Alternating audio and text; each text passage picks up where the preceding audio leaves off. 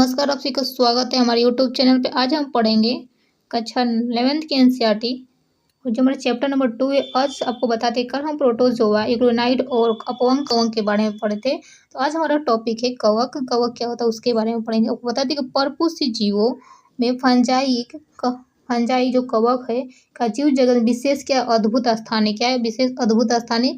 इनकी आकारिकी तथा वास स्थान में बहुत विभिन्नता होती है।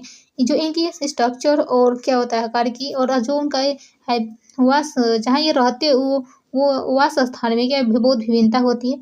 आप अपने नम रोटी या सड़े हुए फलों में कवक को देखा होगा। आपने नम रोटी या सड़े हुए फलों में कवक को देखा होगा। सामान्य छत्रक जैसे मशरूम तथा कुकुरमुत्ता मशरूम छत्रक तथा सामान्य कुकुरमुत्ता टोड स्टूल भी क्या है फंजाई। टोड स्टूल भी क्या है फंजाई। आपको बता दें कि सरसों की पत्तियों पर स्थित सफेद धब्बे परजीवी फंजाई के कारण ही होते हैं। आपको बता दें सरसों पर जो पत्ती होती है, पत्तियों पर स्थित सफेद धब्बे व्हाइट जो स्पॉट दिखते हैं परजीवी फंजाई के क्या होते हैं, फंजी के कारण ही होते हैं। ठीक है, आपको बता दें कुछ एक कोशिकीय फंजाई जैसे ईस्ट का उपयोग रोटी तथा बियर बनाने में किया जाता है। जैसे एक कोशिकीय फंजाई जैसे ईस्ट का उपयोग रोटी तथा बियर बनाने के लिए किया जाता है। ठीक है, अन्य फंजाई जैसे पौधों तथा जंतुओं के रोगों के कारण होता है। अन्य जो फंजाई होते हैं जो पौधों तथा जंतुओं के रोग के कारण होते हैं। उदाहरण के लिए आपको बता दें कि गेहूं में कीट रोग, जो गेहूं में कीट रोग होता है, गेहूं में कीट रोग किस कारण होता है? पक्सिनिया के कारण होता है। कैसे होता है? पक्सिनिया के कारण होता है। कुछ फंजाई जैसे पेनिसिलियम के प्रतिजैव एंटीबायोटिक, जो पेनिसिलियम के एंटीबायोटिक होते हैं का निर्माण होता है। पेनिसिलियम के एंटीबायोटिक का निर्माण होता है। फंजाई विश्वव्यापी हर जगह पाए जाते हैं। ठीक है, जैसे ये हवा, जल, मिट्टी, जंतु एवं पौधों पर भी पाए जाते हैं। ठीक है, ये गर्म तथा नम स्थानों पर सरलता से क्या उग जाते हैं। क्या आपने कभी सोचा है कि हम अपने भोजन को रेफ्रिजरेटर में क्यों रखते हैं? कि हम अपने जो हमारे घर में जो खाना बचता है उसको हम क्यों फ्रिज में रखते हैं? कभी आपने सोचा है? हाँ, आपको बता दें कि इसमें हम अपने भोजन को बैक्टीरिया तथा फंजाई के कारण खराब होने से बचाते हैं। क्योंकि जो बैक्टीरिया है और फंजाई ये हवा में, जल, मिट्टी में हर जगह उपलब्ध होते हैं। तो खाना को हम क्या करते हैं? फ्रिज में रखते हैं। फंजाई तंतुमयी है लेकिन तंतुमयी है लेकिन ईस्ट जो एक कोशिकीय इसका अपवाद है। क्या एक कोशिकीय इसका अपवाद है? आपको बता दें कि ये लंबी और पतली धागे की तरह संरचना होती है जिन्हें कवक तंतु कहते हैं। क्या कहते हैं? जिन्हें कवक तंतु कहते हैं। कवक तंतु के जाल को कवक जाल माइसिलियम कहते हैं। जो कवक तंतु में जाल होता है उसको माइसिलियम जाल कहते हैं। कुछ कवक तंतु सतह नलिकार होते हैं जिन्हें बहु केंद्रित कोशिका द्रव्य साइटोप्लाज्म भरा होता है। जिन्हें संकोचीय कवक तंतु कहते हैं। अन्य कवक तंतुओं में पट्टियाँ होते हैं। अन्य कवक तंतुओं में क्या पट्टियाँ होते हैं। अन्य कवक तंतुओं में पट्टियाँ फंजाई की कोशिका भित्ति काइटिन, जो फंजाई की जो होती है जो कोशिका सेल वाल होती है, काइटिन और पॉलीसेकेराइड की बनी होती है। किसकी बनती है? फंजाई की जो सेल वाल होती है कोशिका भित्ति काइटिन और पॉलीसेकेराइड की बनी होती है। अधिकांश फंजाई परपोषी होते हैं। वे मृत सबस्ट्रेट में घुलनशील कार्बनिक पदार्थ को अवशोषित कर लेती है तथा इन्हें मृतजीवी कहते हैं। क्या कहते हैं? इन्हें मृतजीवी कहते हैं। जो फंजाई सजीव पौधों तथा जंतुओं पर निर्भर करते हैं उन्हें परजीवी कहते हैं, पैरासाइट कहते हैं। ठीक है, जो फंजाई सजीव पौधों तथा जंतुओं पर निर्भर करते हैं उन्हें परजीवी कहते हैं। ये शैवाल तथा लाइकेन के साथ तथा उच्च वर्गीय पौधों के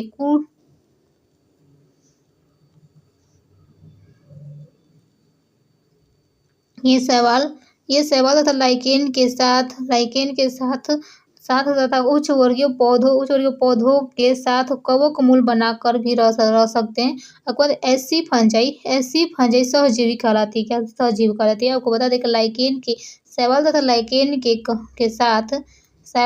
लाइकेन के साथ उच्च वर्गीय पौधों में कवक मूल बनकर भी रह सकते हैं। ठीक है, ये क्या है? फंजाई सहजीवी कहलाती है। आपको बता दें कि फंजाई में जनन जो रिप्रोडक्शन होता है, कायिक खंडन तथा विखंडन और मुकुलन विधि द्वारा होता है। ठीक है, ठीक है। जो कायिक में रिप्रोडक्शन होता है, कायिक खंडन, विखंडन तथा मुकुलन विधि द्वारा होता है।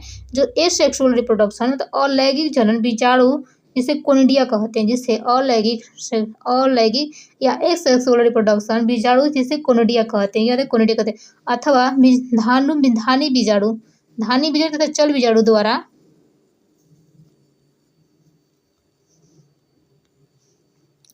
हानि तो चल बीजाणु द्वारा होता है। आपको बता दें कि लैंगिक जनन निषिक्तांड ऊ स्पोर द्वारा निषिक्तांड तथा ऊ स्पोर जो एसेक्सुअल रिप्रोडक्शन होता है, निषिक्तांड ऊ स्पोरा एंस्कस बीजाणु तथा बेसिडियम बीजाणु द्वारा होता है। आपको बता दें कि विभिन्न बीजाणु सुस्पष्ट संरचनाओं से उत्पन्न होती है, जिन्हें फलनकाय कहते हैं। ठीक है, लैंगिक चक्र सेक्सुअल साइकिल में 3 सोपान होते हैं, 3 भागों में कंप्लीट होती है। बताइए, 2 चल अथवा अचल युग्मकों के प्रोटोप्लाज्म का संलयन होने से इस प्रक्रिया को प्लाज्मोगेमी कहते हैं। जो आपको बता दें, जो सेक्सुअल साइकिल होती है वो 3 चरणों में कंप्लीट होती है। पहला है जिसमें 2 चल तथा अचल युग्मकों के प्रोटोप्लाज्म का संलयन जुड़ते हैं, तो इस प्रक्रिया क्या कहते हैं, प्लाज्मोगेमी कहते हैं। दूसरा क्या है, 2 केंद्रक का संलयन होना, जिससे केंद्रक संलयन का जिसमें 2 केंद्रक का संलयन होता है, जो होते हैं तो क्या होता है, केंद्रक संलयन कहते हैं। तीसरा क्या होता है, युग्मनज में मियासिस के कारण अगुणित बीजाणु बनना। युग्मनज में मियोसिस के कारण अगुणित बीजाणु बनना। लैंगिक जनन में संयोजन संगम के दौरान 2 अगुणित कवक तंतु पास आते और संलयित हो जाते हैं। क्या होता है, संलयित हो जाते हैं। आपको बता दें, कुछ फंजाई में 2 गुणित कोशिका में संलयन के तुरंत बाद एक द्विगुणित कोशिका बन जाती है। आपको बता दें, 2 गुणित कोशिका में संलयन के बाद एक द्विगुणित 2 बेन कोशिका बन जाती है। यदि अन्य फंजाई एस्कोमाइसीटीज में एक मध्यवर्ती द्विकेंद्रीय अथवा N+N अर्थात एक कोशिका में 2 केंद्रक बनते हैं, ऐसे को केंद्रक युग्म कहते हैं। जब आपको बता दें कि यदि अन्य फंजाई एस्कोमाइसीटीज में कि एक मध्यवर्ती द्विकेंद्रीय अथवा एक कोशिका में 2 केंद्रक बनते हैं, ऐसी परिस्थिति को केंद्रक युग्म कहते हैं।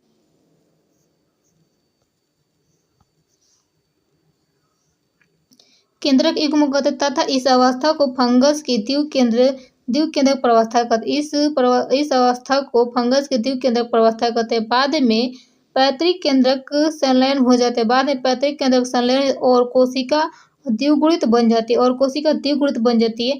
फंजाई फलनकाय बनाती है, जिसमें न्यूनीकरण विभाजन होता है, जिसके कारण अगुणित बीजाणु बनते। कवक जाल के आकार की बीजाणु बनने तथा फलनकाय बनने की विधि जगत के विभिन्न वर्गों में विभक्त करने का आधार पर बनते हैं। कवक जाल की आपको बता दें, कवक जाल के आकार की बीजाणु बनने तथा फलनकाय बनने की विधि जो है जगत के विभिन्न वर्गों में विभक्त करने के आधार पर बनते हैं। ठीक है,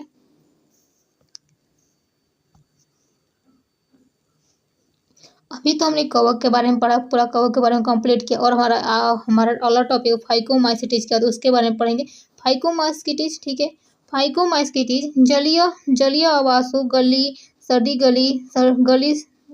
गली सड़ी लकड़ी तथा नम तथा आपको फाइकोमाइसीटीज जलीय आवासों, सड़ी गली लकड़ी, नम तथा सीलन भरे स्थानों अथवा पौधों पर अविकल्पित परजीवी के रूप में पाए जाते हैं। कवक जाल अपपटीय तथा बहुकेंद्रित होता है। अलैंगिक जो इसमें फाइकोमाइसीटीज में जो एक सेक्सुअल रिप्रोडक्शन चल बीजाणु तथा अचल बीजाणु द्वारा होता है।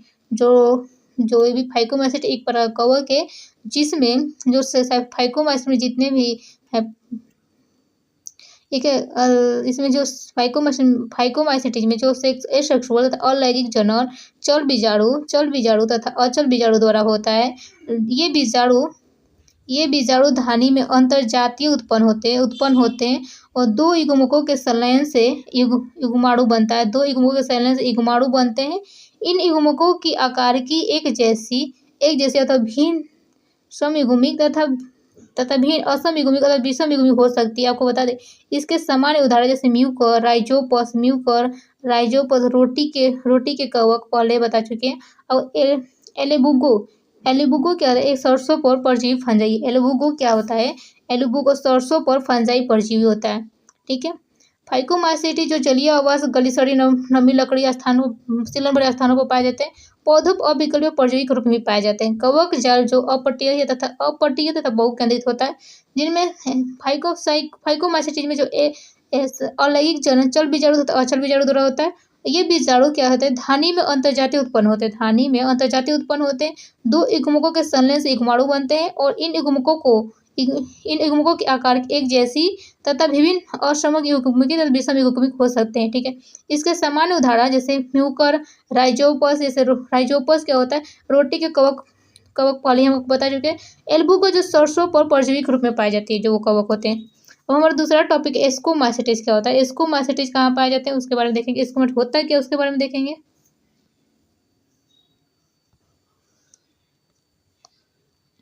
एस्कोमाइसीटी इसे सामान्यतः थैली फंजाई भी कहते हैं। एस्कोमाइसीटीज को और किस नाम से कहते हैं? थैली फंजाई के रूप में जाते हैं। ये बिरले पाए जाने वाले एस्कोमाइसीटीज एक कोशिकीय जैसे एस्कोरोमाइसिस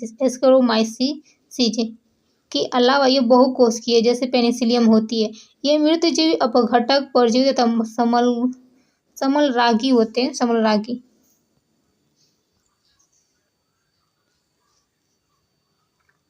एस्कोमाइसीटीज ये उगे होते हैं। आपको पता है कवक जाल शाखी तथा पटिया होता है, जिसमें एस्कोमाइसीटीज अलैंगिक बीजाणु रिप्रोडक्शन अलैंगिक बीजाणु कोनिडिया से होते हैं, जो विशिष्ट कवक जाल जिसे कोनिडियम धर भी कहते हैं और बहिजात रूप से उत्पन्न होते हैं।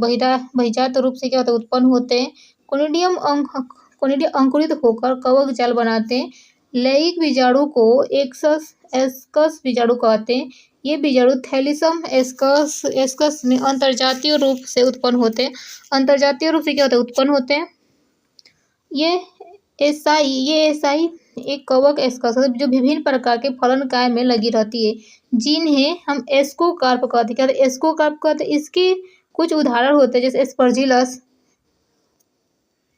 क्लेविसेप तथा न्यूरोस्पोरा का उपयोग और जैव रासायनिक तथा आनुवंशिक प्रयोगों में बहुत किया जाता है। न्यूरोस्पोरा का उपयोग जैव रासायनिक तथा आनुवंशिकी प्रयोग में किया जाता है। ठीक है। इसी प्रकार पादप जगत में ड्रोसोफिला के समान प्रसिद्ध है। इस वर्ग में आने वाले मारिल तथा ट्रफल खाने योग्य होते हैं। आपको बता दें कि एस्कोमाइसीटी में आने वाले जो मारिल तथा ट्रफल होते खाने योग्य होते हैं, इससे हम इन्हें सुस्वादु भोजन समझा जाता है। आपको तो बेसिडियम। अब हमारा अगला टॉपिक है बेसिडियोमाइसीटीज के बारे में पढ़ेंगे। बेसिडियोमाइसीटीज होता है किसके बारे में?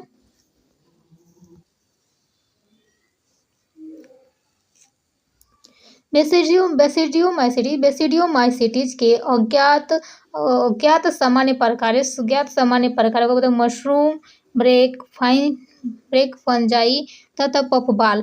मशरूम, ब्रेक फंजाई अथवा पफबाल ये मिट्टी में लठे तथा वृक्ष के गुठों पर।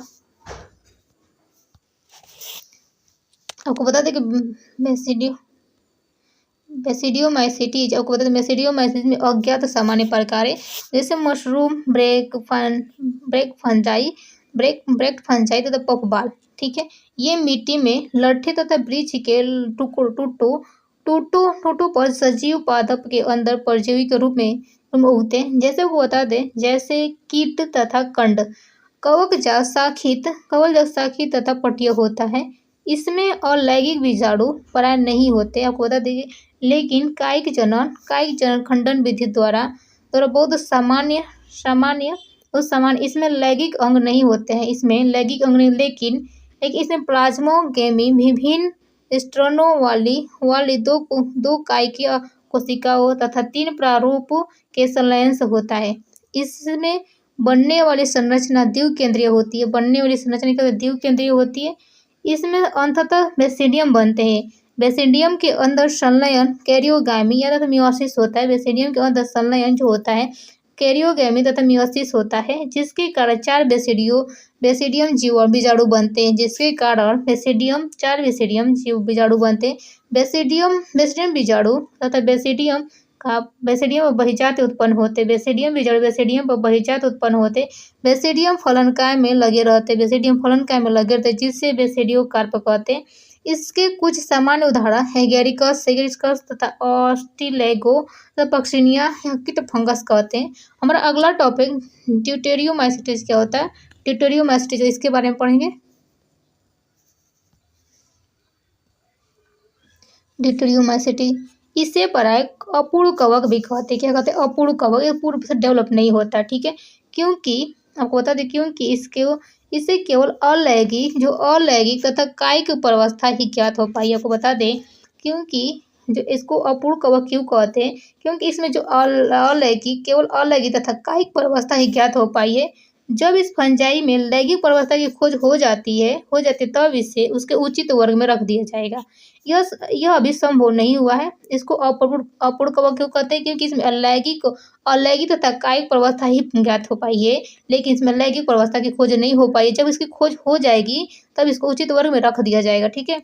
यह भी संभव है कि अलैंगिक तथा कायिक प्रवस्था को एक नाम दे दिया गया हो और उन्हें ड्यूटेरियोमाइसीट्स में रखा दिया गया, ठीक है। और बता दें कि लैंगिक प्रवस्था को दूसरे वर्ग में बाद में इन्हें अनुबंधों का कड़ी का पता लगा और फंजाई की उचित पहचान हो गई है। आपको बता दें उन्हें ड्यूटेरियोमाइसीट्स से निकाल लिया गया और एक बार जब ड्यूटेरियोमाइसीट्स के सदस्यों को उचित लैंगिक प्रवस्था का पता चल जाए तब हम इसको माइसीट्स या बेसिडियोमाइसीट्स में सम्मिलित कर देंगे, ठीक है। ड्यूटेरियोमाइसीट्स में केवल अलैंगिक बीजाणु जिन्हें कोनिडियम कहते हैं से जनन करते हैं। जो ड्यूटेरियोमाइसीट्स में जो होता है सिर्फ एसेक्सुअल रिप्रोडक्शन होता है, वो बीजाणु के जिसे कोनिडियम कहते हैं, ठीक है, जनन करते हैं। ये केवल इसके कवक जाल पट्टीय तथा शाखित होते हैं। कवक जाल जो होता है पट्टीय तथा शाखित होते हैं। इसके कुछ सदस्य मृतजीवी तथा परजीवी होते हैं, सेप्रोफाइटिक होते हैं। आपको बता दें लेकिन उनके अधिकांश सदस्य अपशिष्ट के घटक होते हैं और खनिज के चक्रण में सहायता करते हैं। इससे कुछ उदाहरण अल्टरनेरिया, कोलिटोट्राइकम तथा ट्राइकोडर्मा क्या है, किसके एग्जाम्पल है? अल्टरनेरिया के ड्यूटेरियोमाइसीट्स का है, जिसमें ड्यूटेरियोमाइसीट्स है, और कोलिटोट्राइकम और ट्राइकोडर्मा क्या है, ड्यूटेरियोमाइसीट्स के एग्जाम्पल है।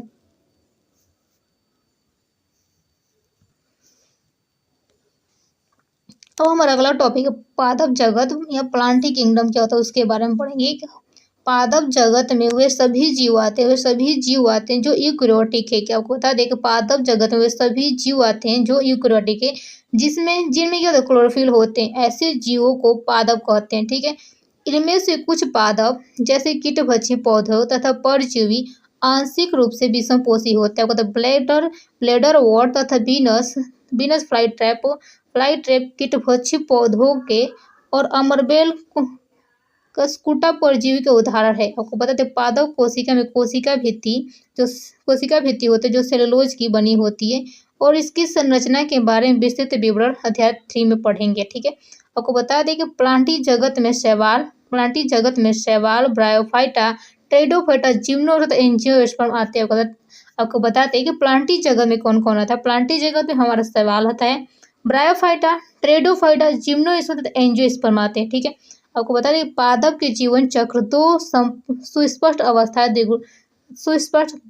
द्विगुणित होती है। आपको बता द्विगुणित बीजाणु उद्भिद तथा अगुणित बीजाणु युग्मोद्भिद होती है, ठीक है, इन दोनों में पीढ़ी एकांतर होता है। आपको बता दें कि विभिन्न प्रकार के पादप वर्गों में अगुणित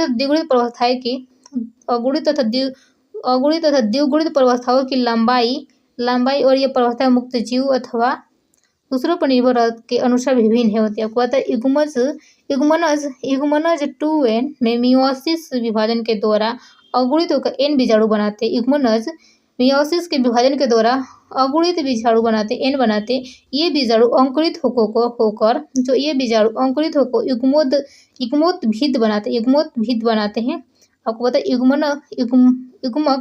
युग्मक नर तथा मादा युग्मोद्भिद पर बनते हैं।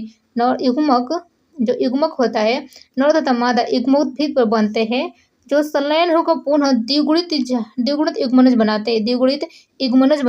युग्मनज में सबसे बीजाणु उद्भिद विकसित होता है। युग्मनज से बीजाणु उद्भिद विकसित होता है और इस क्रम को संतति एकांतरण कहते हैं। क्या संतति एकांतरण कहते हैं। ये बीजाणु देखिए, आपको बता दें क्या होता है। विभिन्न प्रकार के पादपों वर्गों को अगुणित तथा द्विगुणित प्रवर्तकों की लंबाई ये मतलब बता दें, और ये प्रवर्तक मुक्त जीवी अथवा दूसरों पर निर्भर रहती है के अनुसार विभिन्न होती है। युग्मनज में 2n का निर्माण मियोसिस से विभाजन के द्वारा अगुणित एन सिंगल बनाते हैं बीजाणु बनाते हैं। ये बीजाणु अंकुरित होकर युग्मोद्भिद बनाते हैं और युग्मक नर तथा मादा युग्मोद्भिद पर बनते हैं, जो संलयन होकर पुनः द्विगुणित युग्मनज बनाते हैं। युग्मनज से बीजाणु उद्भिद विकसित होती है। बीजाणु उद्भिद क्या होती है? विकसित होती है। इस क्रम को संतति एकांतरण कहते हैं। ठीक है, आप इस जगत का विस्तृत अध्याय 3 में पढ़ेंगे।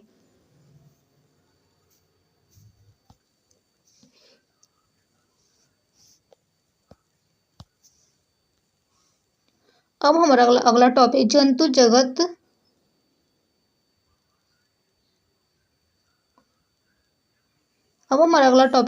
जगत एनिमलियन किंगडम क्या होता है, इसके बारे में पढ़ेंगे। इस जगत के सभी जीव विषमपोषी यूकेरियोटिक होते हैं। आपको बताते हैं जो बहुकोषीय उनकी कोशिका में कोशिका भित्ति नहीं होती है। उनकी कोशिका में कोशिका भित्ति, लेकिन प्लांट किंगडम में कोशिका भित्ति होती थी। ठीक है, ये भोजन के लिए परोक्ष तथा अपरोक्ष रूप से पौधों पर निर्भर करते हैं। लेकिन बता दें जो जंतु जगत के जो जंतु होते हैं के अंतर्गत आने वाले जितने भी जीव हैं, वो परोक्ष डायरेक्ट और इनडायरेक्ट रूप से पौधों पे अपने भोजन के लिए निर्भर रहते हैं। ये अपने भोजन का आंतरिक गुहिका में पचाते हैं और भोजन को ग्लाइकोजन तथा वसा के रूप में स्टोरेज संग्रहण करते हैं या स्टोरेज करके रखते हैं। आपको बता दें इनमें प्राणी संपोषण अर्थात भोजन अंतर्ग्रहण करना होता है। इनमें प्राणी संपोषण अर्थात भोजन का अंतर्ग्रहण करना होता है।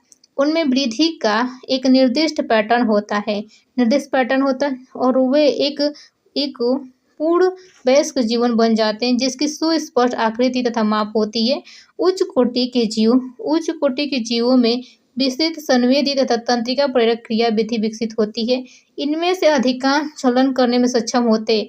आपको लैंगिक जनन द्वारा नर तथा मादा के संगम से और बाद में आपको बता दें कि सेक्सुअल रिप्रोडक्शन द्वारा नर तथा मादा के संगम से होता है और बाद में उसमें भ्रूण का विकास होता है। भ्रूण का विकास होता है और संगम के विभिन्न मुख्य अभिलक्षणों का विस्तृत अध्ययन अध्याय नंबर 4 में किया जाएगा। अब हमारा अगला टॉपिक विषाणु, वायरस, वेराइड तथा प्रियंस तथा लाइकेन के बारे में पढ़ेंगे। प्लीज़ आपको वीडियो कैसी लगी? अगर वीडियो अच्छी लगे तो वीडियो को लाइक और शेयर सब्सक्राइब करना ना